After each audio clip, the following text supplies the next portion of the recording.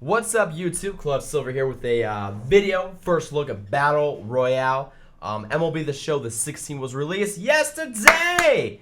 And so I got my hands on it yesterday. We streamed it for a while over my Twitch channel.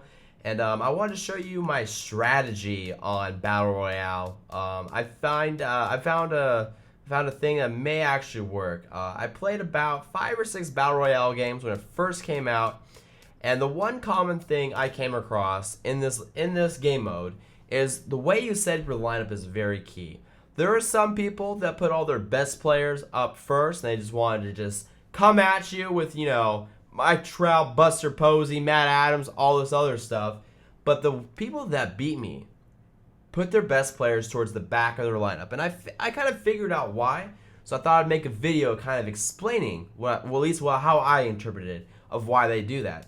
And the reason is because Battle Royale, you have to think about, there is your starting pitcher, but it's the starting pitcher, okay? He can throw about 20 to 30 pitches before he is completely out of gas. They adjusted the stamina for the starting pitchers for Battle Royale since this is only a 3-inning game. So you couldn't leave, if you drafted Kershaw or Cueto or Scherzer in there, you could not leave them in for 3 innings and just dominate. So, you have about a 20 to 30 pitch count before you got to go to your bullpen and swap it unless you want to throw fastballs down the middle at 85 miles an hour and get smacked around. So what I noticed, if they do have a starting pitcher, usually the first, couple pitches are pretty spot on the location. And then after that, they kind of start tailing off. So unless you want to take a lot of pitches all the time right away and risk it, because, a lot of people online throw strikes all the time. A lot of, not of the best players, I want to say, but a lot of players that play this game always want to keep it somehow in the strike zone. So usually earlier with the pitcher's stamina, they're going to be able to hit those spots more. So that's why I believe you should leave your key players towards the back of your lineup in the second or third inning, because that's when the starting pitcher starts to get a little tired and the location of the pitches may be off a little bit, and they'll try to throw a fastball high and tight, and they're a little, their stamina's low, and they'll throw it and it'll be right down the middle. You can smack it after 20 pitches. So this is what I kind of did with this lineup, just give you guys an example. Matt Kemp I put up first. He's not the best card, 82 overall. He's got a little bit of contact. Brandon Crawford, Denny Valencia. Okay, and this is where it starts getting good. We have Josh Harrison, Starlin Marte, Mike Trout, Buster Posey, Matt Adams, and then my pitcher.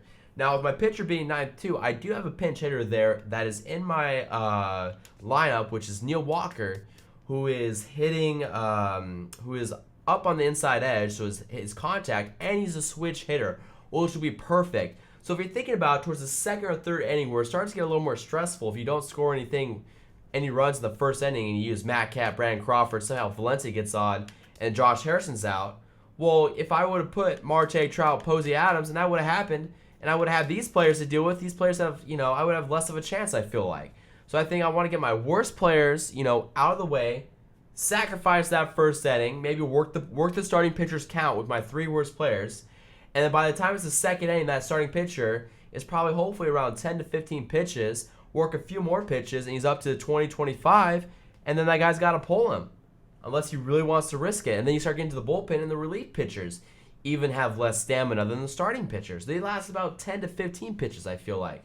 I've pushed some of my pitchers to 20 to like 30 pitches, but I feel like I've gotten away with a few things because the game is newer to people and people are not used to how the hitting mechanics are in the game yet. So I feel like there's a few curveballs and fastballs that I've left, high, and I just see them floating down the middle, and I'm praying to myself, please don't hit them out of the ballpark.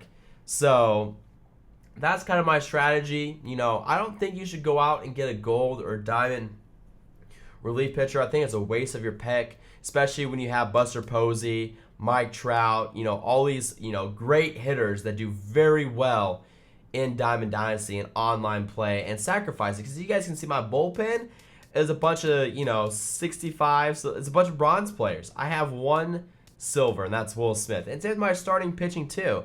I have 1, 2 silvers, and that's it. The rest are just bronze, because I honestly feel like it's not necessary. It's really not. I mean, it may be cool to to have, you know, some maybe gold, bronze, or bullpen players if that's what it gives you. But I would not do starting pitching because it's 1 out of 5 chance. You know, what happens if you draft Kershaw, your first pick, you play 10 games and you don't get to use him at all. It feels like kind of a wasted pick. You might as well have not, drafted any diamond player. So that's my kind of opinion on the whole Battle Royale game. So this is the team I drafted. Like I said, Matt Kemp, Crawford, Valencia, Harrison, Marte, Trout, Posey, Adams. So it kind of gives you a little bit of pop towards the middle and the end of your lineup. Bullpen and what's, as long as you can hit your marks and, pitch the lefty-righty matchups towards the end. You got to be careful. A lot of people are going to put some good players on the bench, and so they can pinch hit for their pitcher. Because if you don't pinch hit for your pitcher, you're crazy. Unless you got maybe Mass and Bumgar hitting, I would not pinch hit at all. So hopefully you guys enjoyed this video of my opinion and maybe a strategy you guys could take towards the Battle Royale. Make sure to leave a comment down below. Let me know if you guys actually like this strategy or if you think it's terrible. I would love to hear people's opinions. I really want to get into talking about MLB The Show, the 16. We'll be making a lot of YouTube videos this year on strategies, gameplay, pack openings, all that great stuff coming out. I'm going to be making a video hopefully tomorrow of a Battle Royale game to see if this strategy actually works. So I'll leave you in suspense a little bit. So I'm going to use this team on my Twitch stream tonight, twitch.tv/clutchsilver, if you guys want to watch me use this team on my Twitch. But then I'll post a video tomorrow of how it pans out. Let's see if we get 10 wins in a row or if we lose 2 times in a row and my strategy is terrible. So we'll find out. So until next time, thank you guys for watching. Make sure to subscribe to the YouTube channel. Follow me on Twitter @ClutchSilver and follow me on Twitch, twitch.tv/ClutchSilver. It's listed down below. And I will see you guys on the diamond. Thank you guys for watching. I really appreciate it.